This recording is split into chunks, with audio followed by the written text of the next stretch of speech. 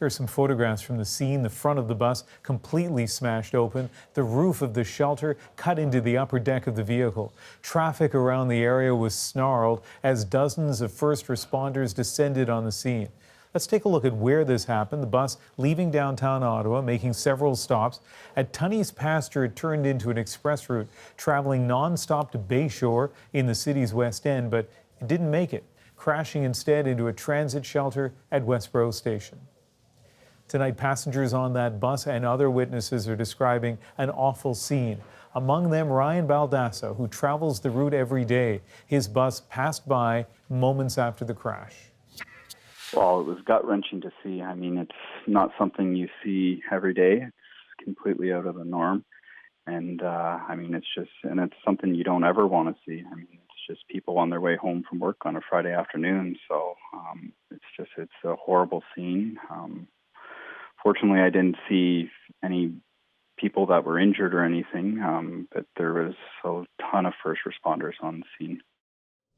The CBC's Evan Dyer is at the scene of the crash tonight. And Evan, first of all, what can you tell us about what happened? Well, Ian, if you look over my shoulder here, you'll see that express route, that below-ground express route that you're talking about, directly beneath that pedestrian bridge. And the bus is right underneath that. This bus was coming along westward, taking people basically from downtown to the western suburbs of Ottawa, right at the height of rush hour at 10 to 4. It began to swerve, we're told by a passenger on the bus, and careened off the road to the right where there's a bus shelter with a metal roof. And as those photos show, it struck straight onto that roof, which hit just above the floor of the upper deck of the bus, shearing off part of that upper deck, causing the front end of the bus to come off. And we know that 2 of the casualties were on that bus, but also there was one on the ground when that impact happened at that shelter. So let's listen to one of the passengers who was on the upper deck of the bus riding at the back, Bilal Gill, describe what he experienced. Basically what happened was the bus just started swerving. I guess it hit the curb or hit something, started swerving, and then the driver couldn't get control back, and then it just hit the Westboro, the shelter thing. It just crashed right into it. Yeah, and then a lot of people started screaming. The people at the front that got pinned, I guess, under their seats and stuff. But yeah, it was kind of chaos at first, and then slowly as people started to get a grip, then called the police. Police came pretty fast and got everything under situation. We kind of just had to wait. And so we sat in the bus for a while until they broke the windows and got us out.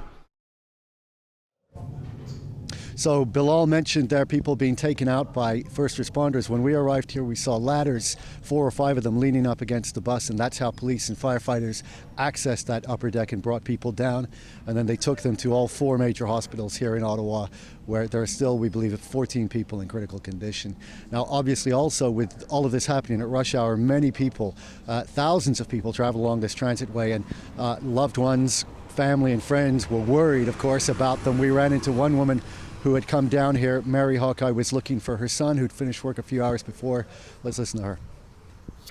We've been trying to call him, and there's no response. It goes directly to voicemail, so I'm hoping that it's just a mix-up, that maybe his schedule was off or something. He works in a restaurant, but I've called there and they said he left a couple of hours ago, so.